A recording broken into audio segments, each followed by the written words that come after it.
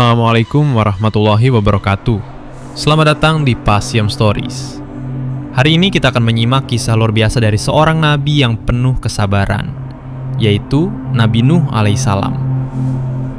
Di masa yang sangat lama sebelum Nabi Muhammad SAW diutus, Allah telah mengutus seorang nabi mulia bernama Nuh alaihissalam kepada suatu kaum yang sangat durhaka. Kaum tersebut menyembah berhala, hidup dalam kesesatan, dan menolak ajakan tauhid. Tauhid adalah ajaran untuk mengesahkan Allah, menyembah hanya kepadanya, dan meninggalkan segala bentuk penyembahan terhadap makhluk atau berhala. Nabi Nuh adalah salah satu dari 5 nabi pilihan yang disebut Ulul Azmi, yaitu para nabi yang memiliki keteguhan luar biasa dalam menyampaikan risalah dan menghadapi ujian dari kaumnya. Allah mengutusnya untuk memperingatkan kaumnya akan azab yang pedih bila mereka tidak kembali kepada jalan yang benar. Namun, mereka menolak, bahkan mengejek seruan Nabi Nuh.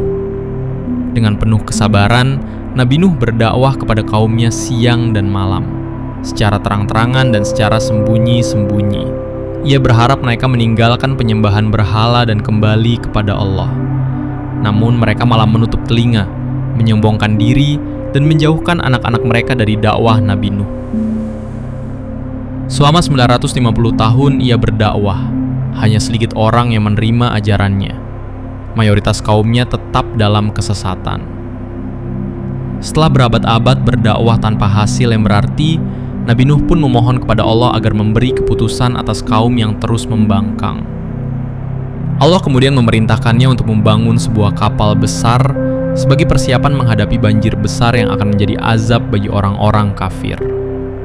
Nabi Nuh dan para pengikutnya membangun kapal itu di atas tanah yang jauh dari laut. Ketika orang-orang kafir melihatnya, mereka mengejek dan mencemoohnya. Namun Nabi Nuh tidak membalas. Ia hanya berkata bahwa kelak mereka akan tahu siapa yang benar. Setelah kapal selesai, Allah memerintahkan Nabi Nuh untuk membawa orang-orang yang beriman bersamanya ke dalam kapal, termasuk sepasang dari setiap jenis hewan. Tak lama kemudian, langit mulai menurunkan hujan deras, dan bumi memancarkan air dari dalam tanah. Air dari langit dan bumi bertemu, lalu naik dan menenggelamkan seluruh daratan. Banjir besar itu melanda seluruh negeri, menenggelamkan rumah, pohon, bahkan gunung-gunung. Hanya mereka yang berada di dalam kapal bersama Nabi Nuh yang selamat. Di tengah derasnya banjir, Nabi Nuh melihat anaknya, Kan'an, yang tidak ikut naik ke dalam kapal. Dengan penuh harap, Nabi Nuh memanggilnya agar segera naik dan menyelamatkan diri bersama orang-orang beriman. Namun Kan'an menolak ajakan ayahnya dan memilih berlindung ke puncak gunung, mengira gunung itu bisa melindunginya dari azab Allah. Nabi Nuh memperingatkan bahwa tidak ada yang bisa selamat dari azab Allah kecuali yang diberi rahmat. Namun ombak besar datang dan menelan Kan'an. Hati Nabi Nuh sangat sedih. Namun ia tahu bahwa keputusan Allah adalah yang terbaik. Setelah bumi dibersihkan, Allah memerintahkan langit berhenti menurunkan hujan dan bumi menyerap air. Air pun mulai surut. Kapal Nabi Nuh berlabuh dengan selamat di sebuah tempat bernama Bukit Judi. Nabi Nuh dan orang-orang beriman pun turun dari kapal dan memulai kehidupan baru di bumi yang telah dibersihkan dari kesesatan dan kezaliman.